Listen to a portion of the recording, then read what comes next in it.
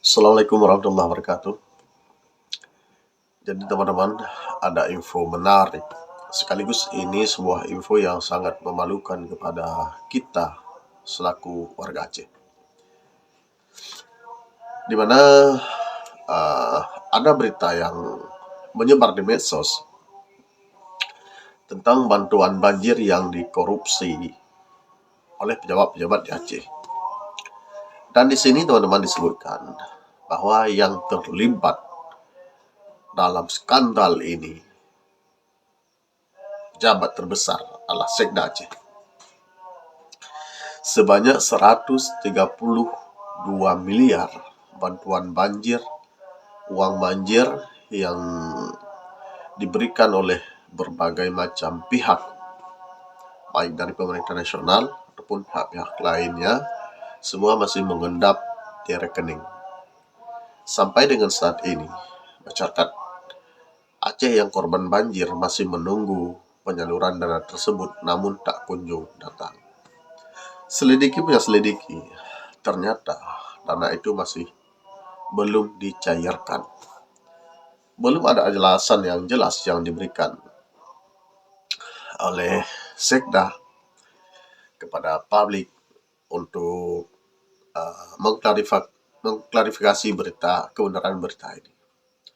Namun jika itu terjadi, teman-teman, kita sangat menyayangkan bahwa di saat sebagian besar masyarakat korban bencana masih dalam kesulitan, sebentar lagi sudah menjelang bulan Ramadan, dan mereka masih tinggal di tenda-tenda pengungsi. Di saat harta benda mereka mulai hancur, lapangan pekerjaan mereka sulit, pekerjaan hari-hari untuk mencari nafkah juga belum didapatkan, tapi malah jatah mereka masih disimpan. Kita belum tahu kemana arahnya. Apakah itu memang disengaja untuk tidak didistribusikan? Atau ada perintah, siapa yang memberikan perintah untuk tidak menyalurkan bantuan tersebut? Aceh terima 132. Bukankah Sekda itu orang kedua di bawah pemerintahan Aceh setelah pemimpin yang mengurus segala administrasi daerah adalah Sekda? Akibat dari perbuatan tersebut, maka kapasitas beliau sebagai Sekda yang bernama M. Nasir itu pun dipertanyakan. Bahkan ada persepsi atau ada pendapat yang mengatakan bahwa status beliau sebagai Sekda masih belum layak. Tapi karena kedekatan khusus dengan Gubernur Aceh, sehingga beliau diberikan jatah Sekda. Tentu ketika diberikan sebuah jabatan itu tidak gratis. Ada harapan-harapan, ada PR yang harus diberikan untuk memperbaiki citra Gubernur Aceh, untuk memberikan kesan bagus terhadap kinerja beliau. Tentu harapan itu yang diharapkan oleh seorang gubernur. Jika indikasi ini benar, bahwa dana itu yang sekarang bergulir dituduh bahwa itu telah dikorupsi oleh pemerintah Aceh, maka betapa memalukan masyarakat Aceh di tengah tuduhan masyarakat Aceh ini selama ini tidak transparan. Rakyat Aceh yang selalu berkoar-koar meminta sesuatu dari pemerintah secara berlebihan, ternyata ketika dikasih tapi kita tidak terbuka. Malah anggaran-anggaran korban diselewengkan, disalahgunakan demi kepentingan pejabat-pejabat tertentu.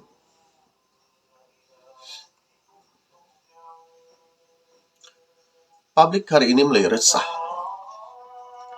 terhadap kinerja pemerintah yang tidak jelas.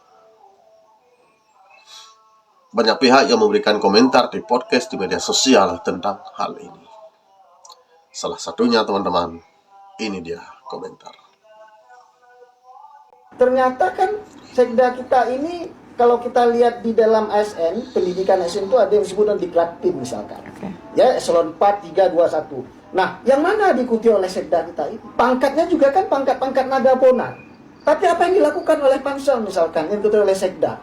Dia potong, dia yang nggak suka. Itu saya bilang tadi, artinya semangat mualim tidak mampu diterjemahkan dengan baik oleh sekda. Bisa-bisa sekda tidak memasukkan ketua DPRA, wakil gubernur dalam struktur itu. Coba apa maksudnya? Kan seolah-olah apa yang dilakukan perintah gubernur. Tapi yakinlah misalkan, makanya ini kita beri masukan supaya mualim bisa berpikir misalnya lagi untuk mengevaluasi nih sekda ini. Sekdanya ternyata nggak lulus kompetensi UJK, di mana di situ diuji kapasitas dan integritas. Tapi yang terjadi coba, kan memalukan mualim. Seolah-olah ada pesan mualim meloloskan orang-orang yang nggak benar ini. Tapi ini kan tidak mampu diterjemahkan oleh sekdanya, makanya kita minta diganti. Jadi teman-teman, kompetensi seorang sekda itu dipertaruhkan karena kinerjanya. Walaupun pangkat beliau belum layak duduk sebagai sekda. Mungkin seorang pemimpin yang notabene Gubernur Aceh adalah mualim melihat jika kinerja beliau bagus, maka bukan dilihat dari pangkatnya, tapi dari kinerjanya. Namun jikalau kemudian hari sekda hanya menyumbangkan sebuah hasil yang memalukan, tidak ada hasil yang signifikan untuk membangun citra dan kinerja pemerintah Aceh, maka jabatan yang diberikan oleh seorang gubernur hanya sia-sia. Jadi sahabat Daya Online Aceh News, karena sudah mencuat ke publik, sehingga publik juga melihat siapa dari seorang sekda ini, maka setelah dikorek-korek, ada temuan lain yang juga kita dapatkan di media sosial, bahwa diklaim bahwa seorang sekda sudah nikah siri. Jikalau benar bahwa seorang sekda sudah yang merupakan seorang ASN, tapi juga telah melakukan sebuah pelanggaran karena melakukan nikah siri, yang tentu saja tidak dibolehkan secara aturan negara, walaupun secara agama itu sah-sah saja, maka potensi pelanggaran disiplin ASN mulai disoroti. Ini menambah panjang keheranan publik di Aceh. Artinya persepsi yang dibangun jauh-jauh hari oleh kebanyakan masyarakat di luar sana, bahwa pemimpin-pemimpin di Aceh, pejabat-pejabat yang ada di Aceh, jika sudah mempunyai wewenang, sudah mempunyai jabatan, sudah punya uang, maka otomatis sudah punya bini baru. Hal itu mungkin saja sulit kita percaya dan kita terima, karena itu hanya sebuah kasuistik. Namun hal itu juga benar adanya, walaupun hanya dilakukan oleh segelintir orang yang punya jabatan dan punya uang. Tapi tidak semua orang melakukan hal itu, karena banyak juga orang-orang besar, jabatannya bagus, ekonominya mapan, tapi tidak melakukan hal yang sama. Apakah ini ditularkan dari pemimpin beliau atau dari pemimpin Aceh, sehingga bawahan-bawahannya begitu berani melakukan sesuatu yang dalam tanda kutip itu melanggar dengan aturan ASN. Secara agama sah-sah saja, tapi seorang pejabat itu tidak hanya melihat dari satu sisi, tapi mari kita lihat dari sisi yang lain. Lagi pula Aceh ini belum baik-baik saja. Pasca bencana alam, pemulihan masih perlu ditingkatkan.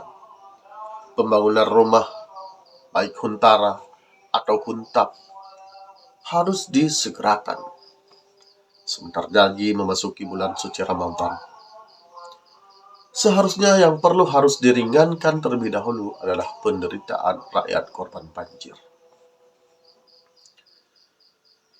Tapi jika hari ini kita melihat fenomena, jika benar bahwa dana itu sudah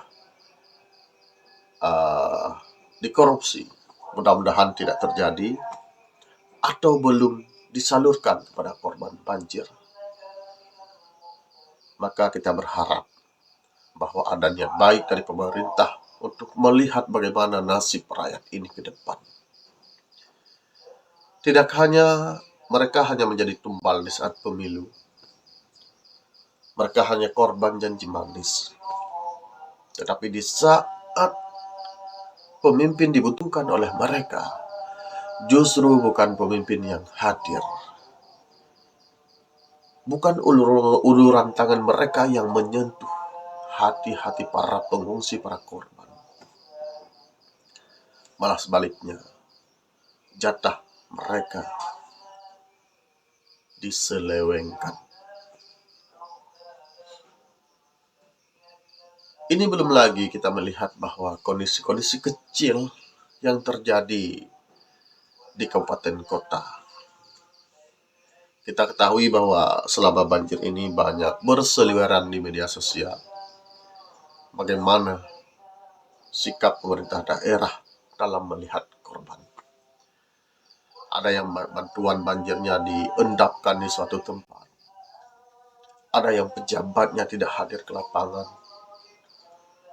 Ada yang mencoba memanfaatkan momen dan segala macam. Karakter pemimpin terlihat dari suatu peristiwa yang sulit untuk diselesaikan. Maka kinerja mereka adalah harga yang harus dibayar oleh masyarakat. Apakah seorang pemimpin hari ini layak untuk dikategorikan sebagai pemimpin yang mengayomi masyarakat?